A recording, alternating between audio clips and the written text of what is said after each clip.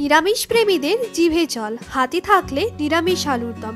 কোনো অনুষ্ঠান পর্ব হোক বা যারা নিরামিষ খেতে পছন্দ করেন, আমার আজকের রেসিপিটি রইল আপনাদের জন্যে। নমস্কার, আমি স্নেহা। আমার চ্যানেল ফ্লেভার অফ বঙ্গে আপনাদের সবাইকে জানাই স্বাগত।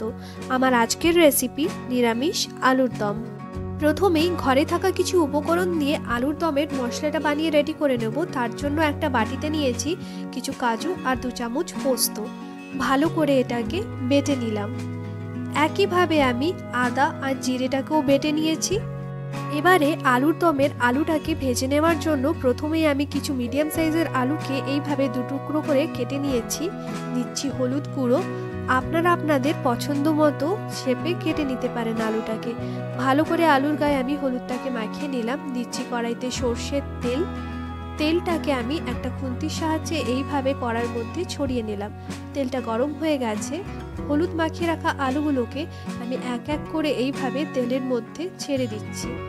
অবশ্যই কিন্তু এই স্টেজে গ্যাসের ফ্লেমটাকে লো টু মিডিয়ামেই রাখবেন, এতে আলুর সাইজটা প্রপার মেনটেন থাকে। এখানে আলুটাকে খুব বেশি লাল করে ভাজার প্রয়োজন নেই। একটা দিক ভাজা হলেই অপর দিকটাকে এইভাবে একটা খুন্তির সাহায্যে বা একটা চামচের সাহায্যে উল্টো করে দেবেন, যাতে অপর দিকটাও একইভাবে ভাজা হয়। দেখুন, আলুটা কিন্তু আমি এখানে এইভাবে হালকা লাল করে ভেজে একটা পাত্রে নামিয়ে নিলাম। আমি গ্রেভিটা বানানোর জন্য একই তেলে দিচ্ছি তেজপাতা, রঙের জন্য দেব হলুদ গুঁড়ো আর লঙ্কা গুঁড়ো। গ্যাসের ফ্লেমকে লোতে রেখে খুব ভালো করে মিশিয়ে নিলাম। তেলে দেওয়ার কারণে কিন্তু গ্রেভির রঙটা খুবই ভালো হবে। দিলাম আদা আর জিরে বাটা। আদা জিরে বাটাটাকে গ্যাসের ফ্লেমকে মিডিয়ামে রেখে ভালো করে কষিয়ে নেব। কাঁচা ভাবটা গেলেই দিয়ে দেব টমেটো আর কাঁচা লঙ্কা বাটা। টমেটো আর কাঁচা লঙ্কা বাটাটাকে খুব ভালো করে মিশিয়ে নিলাম। দেখুন গ্রেভির রঙটা ঠিক কতটা ভালো এসছে। টমেটো বাটার কাঁচা গন্ধটা গেলে ঠিক এই স্টেজেই দিয়ে দেব কাজু আর পোস্ত বাটা। কাজু আর পোস্ত বাটাটাকেও খুব ভালো করে বাকি উপকরণগুলোর সাথে নেড়েচেড়ে মিশিয়ে নেব। গ্যাসের ফ্লেমকে মিডিয়ামে রেখে কাজু পোস্ত বাটাটাকে 2 থেকে 3 মিনিট কষিয়ে নেব। আপনারা নিশ্চয়ই খেয়াল করে দেখেছেন, আমি কিন্তু এখনো পর্যন্ত মশলাতে কোনো রকম জল ব্যবহার করিনি। দেখুন মশলার থেকে তেল ছাড়তে শুরু করেছে। ঠিক এই স্টেজেই দিয়ে দিচ্ছি জল। পরিমাণ মতো আমি এখানে ঝোল দিচ্ছি।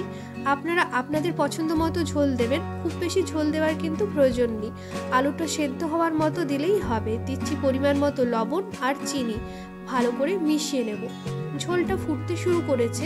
ঠিক এই স্টেজেই দিয়ে দিচ্ছি আগে থেকে ভেজে রাখা আলুগুলোকে আমি দিয়ে ভালো করে মিশিয়ে নেব। গ্যাসের ফ্লেমকে লোতে রেখে আলুটাকে আমি ঝোলের সাথে খুব ভালো করে মিশিয়ে নিচ্ছি। এবার ঢাকনা চাপা দিয়ে রান্না করে নেব আলুটা সেদ্ধ হওয়া পর্যন্ত। এতে কিন্তু আলুর মধ্যে খুব ভালো মতো মশলাগুলো অ্যাবসর্ব হবে। এইবার আমি দিয়ে দেব পরিমাণ মতো দই। এখানে আমি 2 চামচ দই দিচ্ছি। খুব বেশি দই দেওয়ার কিন্তু প্রয়োজন নেই। এতে গ্রেভিটা কিন্তু একটু টক টক হয়ে যাওয়ার সম্ভাবনা থাকে। ভালো করে আমি দইটাকে মিশিয়ে নিচ্ছি। গ্যাসের ফ্লেমকে কিন্তু অবশ্যই লোতে রাখবেন। দইটা দেওয়ার পর ঢাকনা চাপা দিয়ে আমি আবারও রেখে দিচ্ছি।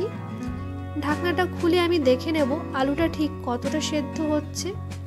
দইটা দেওয়ার পর কিন্তু গ্যাসের ফ্লেমকে অবশ্যই লোতে রাখবেন, না হলে কিন্তু দইটা কেটে যাওয়ার সম্ভাবনা থাকে। দেখে নিচ্ছি আলুটা কতটা সেদ্ধ হয়েছে। দেখুন আলুটা কিন্তু খুব ভালো মতোই সেদ্ধ হয়েছে। রেডি হয়ে গেল আমার দারুণ স্বাদের নিরামিষ আলুর দম। ওপর থেকে দেব 1 চামচ ঘি আর দিচ্ছি গুঁড়ো গরম মশলা। এখানে কিন্তু আপনারা গুঁড়ো গরম মশলা দিতে পারেন বা জিরে গুঁড়ো করেও দিতে পারেন, খুব ভালো লাগে খেতে। আর দেব কুচনো ধনেপাতা। ভালো করে কিন্তু সব কটা উপকরণকে মিশিয়ে নেব আমি আলুর দমের সাথে। মিশিয়ে নিলেই রেডি হয়ে যাবে দারুণ স্বাদের নিরামিষ আলুর দম। লুচি পরোটা হোক বা পোলাও, সবেতেই এই আলুর দমে জুড়ি মেলা ভার। আমার আজকের রেসিপিটি আপনাদের কেমন লাগলো অবশ্যই আমাকে জানাতে ভুলবেন না।